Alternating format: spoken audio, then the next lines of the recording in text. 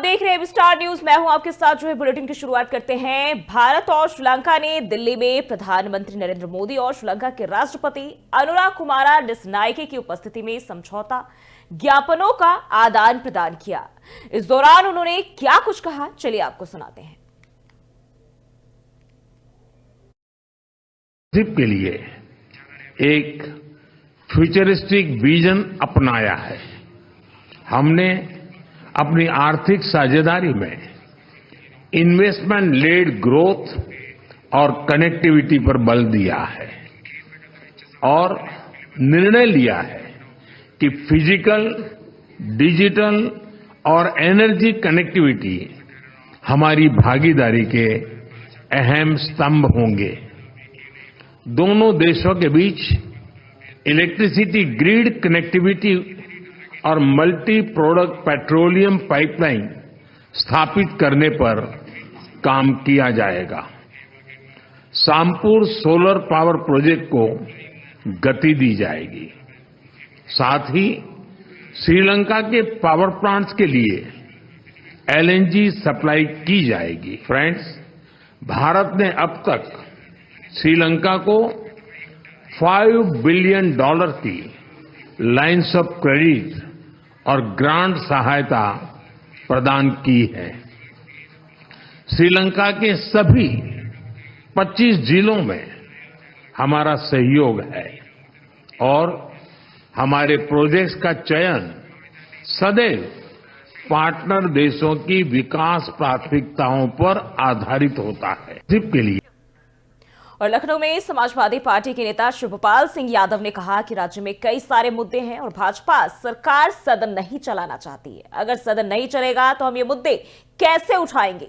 विपक्ष सदन चलाने के लिए तैयार है। हम सभी मुद्दों पर चर्चा भी चाहते हैं। मौजूदा सरकार अब तक की सबसे भ्रष्ट और धोखेबाज सरकार है। समस्याएं तो बहुत हैं उत्तर प्रदेश में और ये भारतीय जनता पार्टी की सरकार हाउस को चलाना नहीं चाहती है। बहुत थोड़े दिन की समस्याएं बहुत हैं, तो ये जब हाउस ही नहीं चलाना चाहते हैं तो समस्याएं कहाँ उठेंगी? कह रहे हैं कि विपक्ष की जिम्मेदारी है हाउस चलाने की। तो विपक्ष तैयार है पूरी तरह से हाउस चलाएं, लंबा से चलाएं और जिससे सभी समस्याएं ये लोग संबल को लेकर क्या कर रहे हैं अभी भी जारी है। देखिए, भारतीय जनता पार्टी की सरकार सौहार्द को खत्म करना चाहती है और ये इस तरह के देखिए अभी तक सबसे बेईमान सरकार और भ्रष्ट सरकार इस समय है। देखिए, बजट खर्च करते नहीं और बजट का बंदर। वहीं मध्य प्रदेश के मंत्री विश्वास सारंग ने कांग्रेस पर सवाल उठाते हुए कहा कि मध्य प्रदेश की जनता ने कांग्रेस को विपक्ष की भूमिका दी है। उन्हें सकारात्मक मुद्दों पर चर्चा के लिए विधानसभा का इस्तेमाल करना चाहिए। इससे उन्हें और राज्य की जनता को भी फायदा होगा। उनके इस घेराव की वजह क्या है? क्या इसलिए कि एक साल में मध्य प्रदेश में करोड़ों का निवेश हुआ है या लाडली बहना योजना से करोड़ों महिलाओं को फायदा हो रहा है?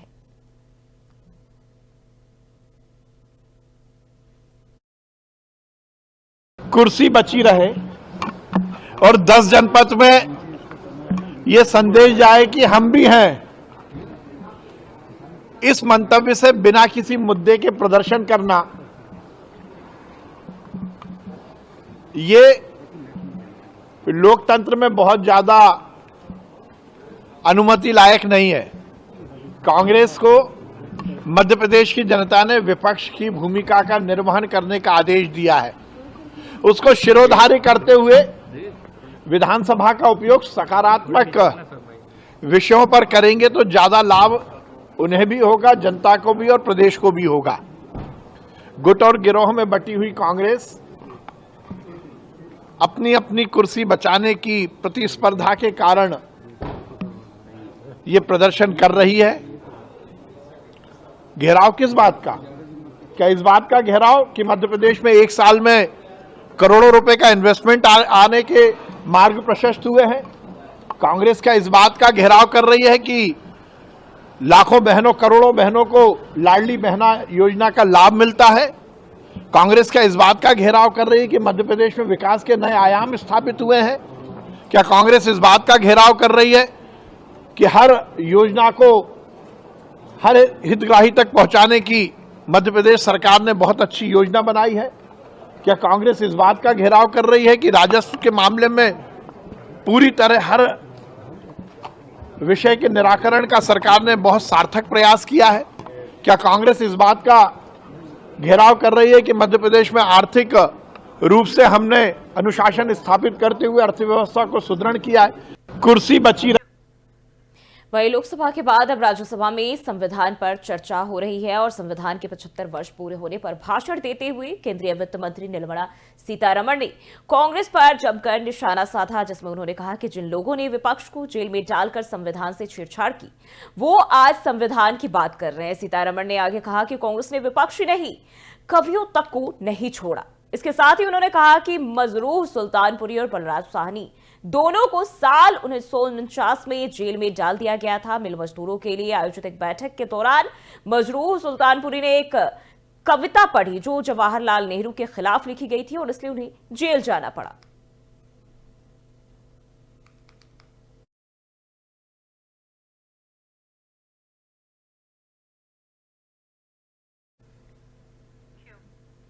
बढ़ते आगे, राज्यसभा नेता प्रतिपक्ष और कांग्रेस के राष्ट्रीय अध्यक्ष मल्लिकार्जुन खड़गे ने बीजेपी पर जमकर हमला बोलते हुए कहा कि इंदिरा गांधी ने पाकिस्तान के 2 टुकड़े कर दिए थे और बांग्लादेश को आजाद कराया। इस देश की शान पूरी दुनिया में फैली और इसके साथ ही कहा कि बांग्लादेश में जो गड़बड़ी चल रही है बीजेपी को अपनी आंखें खोलकर देखनी चाहिए और वहां के अल्पसंख्यकों को बचाने की कोशिश करनी चाहिए।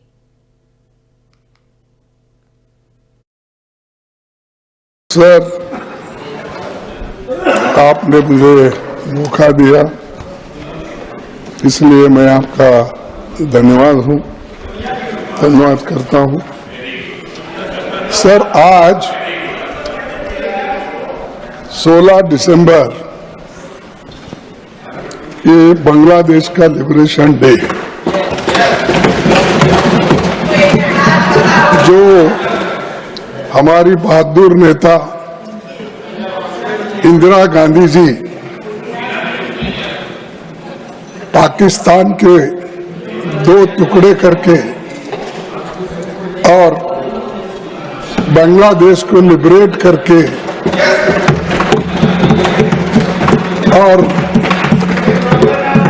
1 लाख लोग 1 लाख पाकिस्तानी सैनिकों को बंदी कराकर इस देश को बचाया और इस देश की शान पूरे दुनिया में चले गई और सारे लोग और 1 लाख लोगों को बंदी करना बहुत मुश्किल काम है, लेकिन जो जिनको आयरन लेडी कहते हैं उसने ये बता दिया अगर हमारे नजदीक अगर कोई आए तो उनकी खैर नहीं, ये उन्होंने बता दिया। और आज वो दिन है बांग्लादेश लिबरेशन और वहां पर जो गड़बड़ी चल रही है कम से। और वहीं दिल्ली की राउज एवेन्यू कोर्ट ने बीजेपी सांसद बांसुरी स्वराज को आपराधिक मानहानि का नोटिस जारी किया है। बांसुरी के खिलाफ यह याचिका आम आदमी पार्टी के नेता और पूर्व मंत्री विधायक सत्येंद्र जैन की ओर से दायर की गई थी, जिसके बाद राउज एवेन्यू कोर्ट ने यह नोटिस जारी किया है। जैन ने आरोप लगाया कि बांसुरी स्वराज ने 5 अक्टूबर 2023 को एक टेलीविजन साक्षात्कार के दौरान उनके खिलाफ अपमानजनक टिप्पणी की थी। अदालत ने स्वराज को 20 दिसंबर को पेश होने के लिए बुलाया है। बांसुरी स्वराज व्यक्तिगत रूप से या अपने वकील के माध्यम से पेश हो सकती है और इस तारीख को अदालत मामले में सत्येंद्र जैन और उनके 2 गवाहों के बयान भी दर्ज करेगी।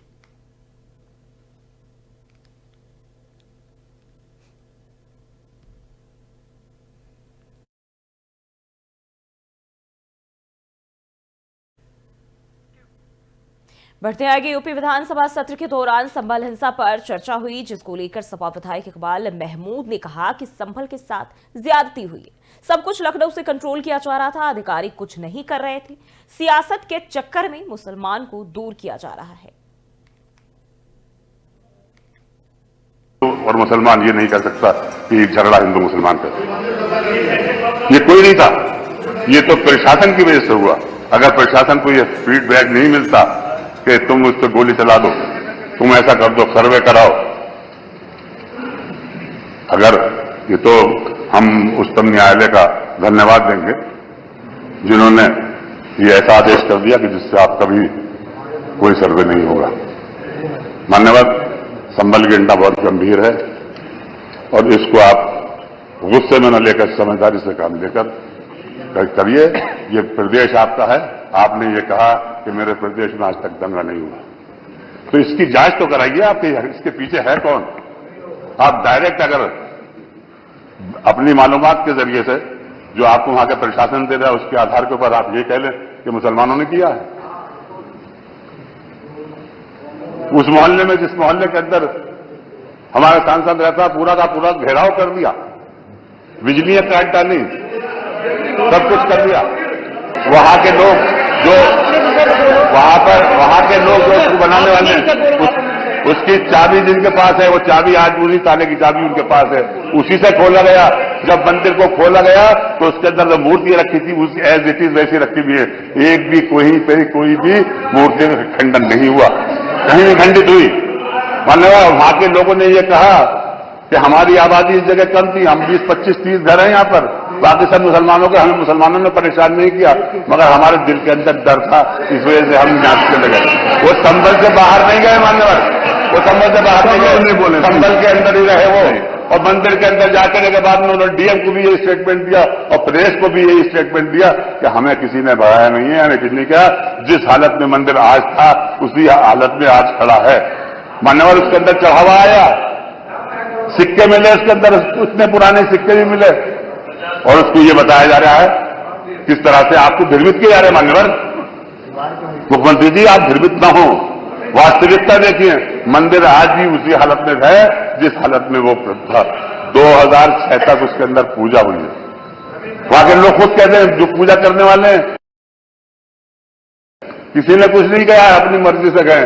हमने अपने मकान बेच दिए, यहाँ के घबराहट रहती थी दिल के अंदर, इसमें भेज दिए, कोई चीज ने हमें बताया नहीं। और इसको पूरा का पूरा राजनीतिक रूप दिया जा रहा।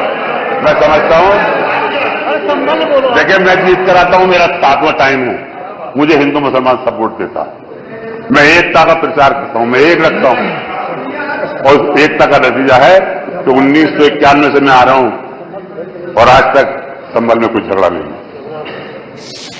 इस परंपरा को बनाए रखे मुख्यमंत्री जी, इसको बिगाड़े ना। आप अपनी सियासत के चक्कर में मुसलमानों को दूर कर रहे हैं। राजनीति के अंदर सबका हिस्सा होता है। आप चाहते हैं कि हम कुदरती को छीन लें, जहां 65% मुसलमानों की आबादी, वहां बीजेपी का जीत जाए, जहां के डीएम, जहां के डीएसओ, जहां का कमिश्नर, जहां का डीआईजी, अरे भाई शांत हो जाए, सबसे सब लगकर मुसलमानों को वोट डालने नहीं दिया, छीन ली उनसे वोट की ताकत। उनके चेयरमैन जो आते थे, प्रधान जो थे, उनके घरों पर पुलिस लगा दी गई। इस तरह के आए सर, ये नतीजे सामने ना आए, ये बातें सामने ना आए, इसलिए ये झगड़ा कराया गया संभल के अंदर, जानबूझकर कराया गया भाजपा की सरकार ने। मैं कहता हूं माननीय अध्यक्ष जी। लखनऊ से खबर सामने आ रही है, 18 दिसंबर को कांग्रेस विधानसभा के बाहर करेगी प्रदर्शन। विधानसभा शीतकालीन सत्र के दौरान करेगी बड़ा प्रदर्शन, तो ये जानकारी सामने आ रही। लखनऊ से 18 दिसंबर को कांग्रेस प्रदर्शन करने जा रही। विधानसभा शीतकालीन सत्र के दौरान बड़ा प्रदर्शन कांग्रेस पार्टी की ओर से 18 दिसंबर को लखनऊ चलो का कांग्रेस ने किया आह्वान। कांग्रेस के बड़े प्रदर्शन को देखते हुए पुलिस प्रशासन पूरी तरह से अलर्ट मोड पर। कांग्रेस पार्टी हाईकमान को मनाने में जुटा। पुलिस प्रशासन, पुलिस कांग्रेस प्रदेश अध्यक्ष अजय राय से संपर्क करने की कोशिश कर रही है। 18 दिसंबर को प्रदर्शन को खत्म करने की अपील की जा रही है प्रशासन की ओर से। तो ये बड़ी जानकारी सामने आ रही है। 18 दिसंबर को कांग्रेस विधानसभा के बाहर प्रदर्शन करेगी, जहां बड़ी तादाद में जो नेता और कार्यकर्ता है शामिल होंगे। आपको बताते चले, पुलिस प्रशासन इसको लेकर पूरी तरह से अलर्ट मोड पर और सुरक्षा के चाक चौबंद व्यवस्था करने की तैयारी में, साथ ही साथ अजय राय से संपर्क साधने की कोशिश पुलिस कर रही है। तो ये बड़ी जानकारी, 18 दिसंबर को प्रदर्शन करने की तैयारी में कांग्रेस पार्टी। वहीं पुलिस इस प्रदर्शन को खत्म करने की अपील कर रही है कांग्रेस नेता और कार्यकर्ताओं से। तो ये लखनऊ से बड़ी जानकारी, बड़ी खबर।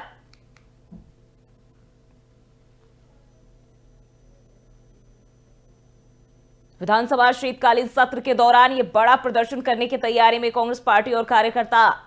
वहीं लखनऊ में ये पूरी तैयारी देखी जा रही है। हालांकि पुलिस प्रशासन इसको लेकर पूरी तरह से अलर्ट मोड पर नजर आ रही है। कांग्रेस पार्टी हाईकमान को मनाने में पुलिस प्रशासन जुटा हुआ है।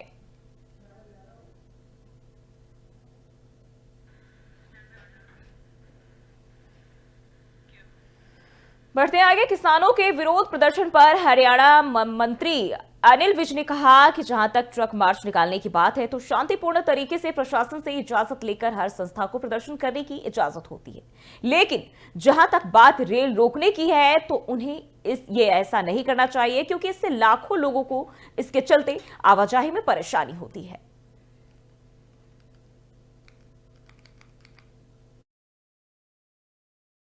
देखिए, जहां तक ट्रैक्टर मार्च निकालने की बात है, शांतिपूर्ण तरीके से प्रशासन से इजाजत लेके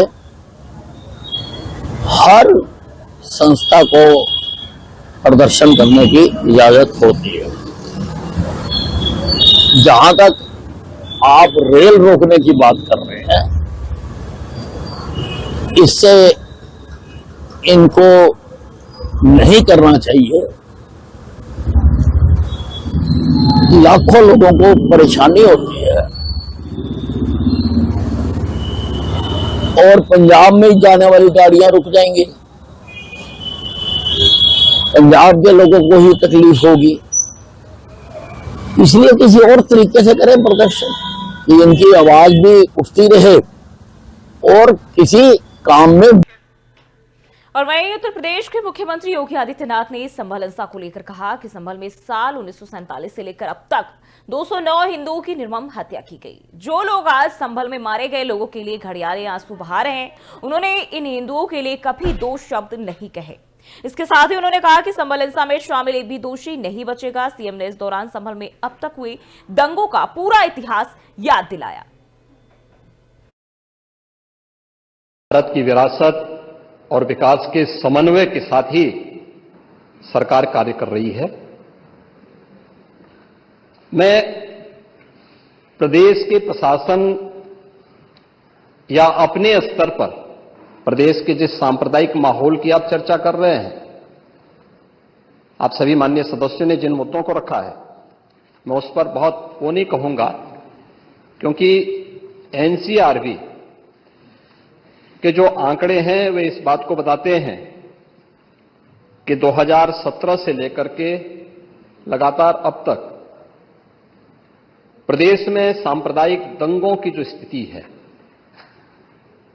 उसमें 97 से लेकर 99% तक कमी आई है। एनसीआरबी का डाटा है। और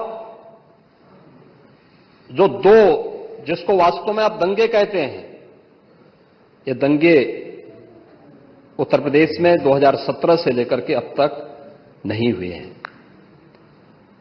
और मैं वही आपके पिछले कार्यकाल के दौरान बताता हूं, 2012 से 2017 के बीच में, ये भी एनसीआरबी के ही डाटा है, प्रदेश में 815 सांप्रदायिक दंगे हुए और 192 लोगों की मौत उसमें हुई है। मैं उस पर चर्चा करूंगा। उससे पहले भी 2007 से 2011 के बीच 616 ऐसे सांप्रदायिक घटनाएं हुई हैं जिनमें 121 लोगों की मौत हुई थी। महोदय, जो बात यहां पर माननीय सदस्य शेखबाल महबूब ने संभल के बारे में लिखा, माननीय सदस्य कुंवर रघुराज प्रताप सिंह जी ने ये बात बहुत स्पष्ट की कि हम तथ्यों को छुपा करके कब तक जनता को गुमराह करेंगे। हर व्यक्ति जानता है कि माननीय न्यायालय के आदेश पे सर्वे का कार्य हो रहा था और सर्वे हो रहा था। दूसरा, मैं आपसे पूछना चाहता हूं, आप पश्चिम में जाएंगे, पता नहीं आप कैसे हैं, आपके पूर्वज भी हो सकता है, और पश्चिम उत्तर प्रदेश के हमारे सभी लोग अपने सामान्य संबोधन में राम राम ही कहते हैं, तो जय श्री राम कहां से सांप्रदायिक संबोधन हो गया? कहां से सांप्रदायिक संबोधन हो गया? हमारे यहां हम जगते हैं, राम ही राम बोलते हैं, मिलते हैं, राम राम का संबोधन होता है, और अंतिम यात्रा में विदा करते हैं तब भी राम नाम सत्य है ही बोलते हैं। राम के बगैर तो हमारा कोई काम ही नहीं है। और अगर जय श्री राम किसी ने बोली दिया तो इसमें उत्तेजना का मतलब, ये नियत आप समझ सकते हैं उस नियत को। ये चढ़ाने वाला नहीं है, ये चढ़ाने वाला नहीं है, ये चढ़ाने वाला नहीं है। एक दूसरा, आपने कुंदरकी की जीत को वोट की लूट बताया। आप एक सदस्य का अपमान कर रहे हैं। आपके सदस्य की तो जमानत जब्त हो गई वहां। और क्या ये सच नहीं है? इस समय तो आज डिजिटल मीडिया का है, वहां का पठान, वहां का शेख सब कह रहे साहब हमारे पूर्वज तो हिंदू थे और आपके पूर्वज भी हिंदू थे। क्या ये सच नहीं है? और क्या ये सच नहीं है कि देशी और विदेशी मुसलमानों की आपसी भिड़ंत है जो वर्षों की लड़ाई को लेकर के वहां चल रहा है? आप लोग सच पे पर्दा डालने का प्रयास कर रहे हैं, लेकिन एक चीज नोट करना कि सूर्य को, चांद को और सत्य को बहुत देर तक छुपा कोई नहीं सकता है, और सत्य जरूर सामने आएगा। और उसी सत्य के बारे में और बुलेटिन में फिलहाल के लिए बस इतना ही। खबरों के लिए बने रहिए स्टार न्यूज के साथ।